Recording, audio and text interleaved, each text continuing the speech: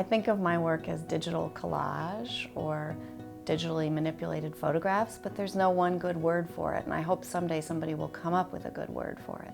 So far, I've heard people called photo composers. Sometimes I think of myself as a photographer because I take bits and pieces from the real world, but really I spend most of my time just sitting at the computer composing images.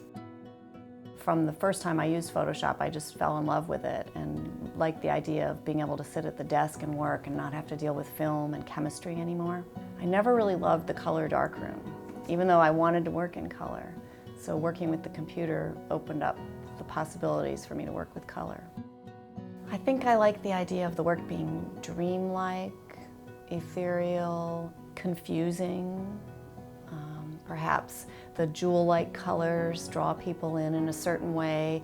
Visually, something will grab you, and then the more you return and look at the image again and again, you get something different out of it. It's sort of inviting the viewer to ask some questions.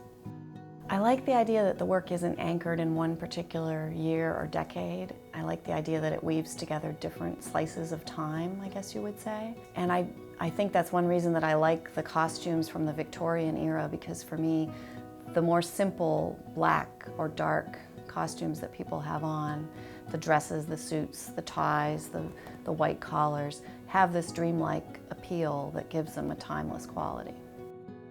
There's just something really special to me about the 19th century photographs.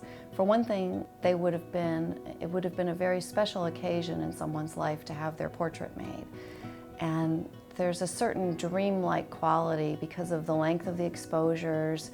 There are no really fleeting expressions. You don't see too many smiles. People are just sitting calmly. And to me, they kind of represent what people look like in my dreams a lot. I think of myself as recycling the other photographer's work and trying to kind of give it a new life. The photographs that I have are largely anonymous. I don't know who made them. In a few cases, I do know if they're from a fancier studio for a daguerreotype or something like that.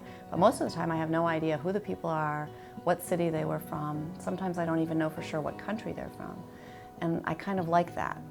And I feel free to reinvent them and tell a story with them, but I always want the story to be very open-ended and that it's completed by the viewer.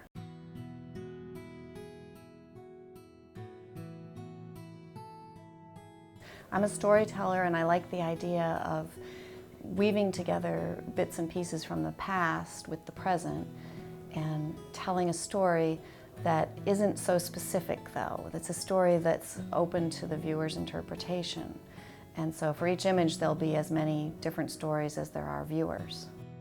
I've always liked the idea of interweaving animals and people in my work, sort of like the mythical creatures that we become in our dreams, or myths, fables, stories that we've read about, whether it's the Brothers Grimm or somebody being turned into an animal.